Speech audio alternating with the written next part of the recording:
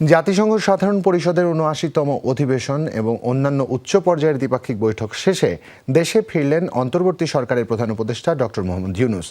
আজ ভোর ৩:৩০ নাগাদ প্রধান উপদেষ্টা এবং তার সফর সঙ্গীদের বহনকারী কাতার এয়ারওয়েজের বাণিজ্যিক ফ্লাইটটি শাহজালাল আন্তর্জাতিক বিমানবন্দরে অবতরণ করে।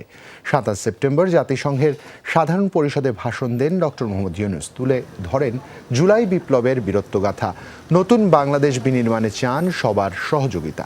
পাশাপাশি মার্কিন প্রেসিডেন্ট জো বাইডেন সহ ১২টি দেশের সরকার প্রধান এবং বিভিন্ন আন্তর্জাতিক সংস্থার প্রধানদের সাথে সাক্ষাৎ করেন তিনি। এছাড়া ৪০টি উচ্চ পর্যায়ের বৈঠকও করেন তিনি। আশা করা হচ্ছে বাংলাদেশের সাথে আন্তর্জাতিক বিশ্বের অর্থনৈতিক ও কূটনৈতিক সম্পর্ক জোরদারে বড় অবদান রাখবে প্রধান উপদেষ্টার এই কর্মতৎপরতা।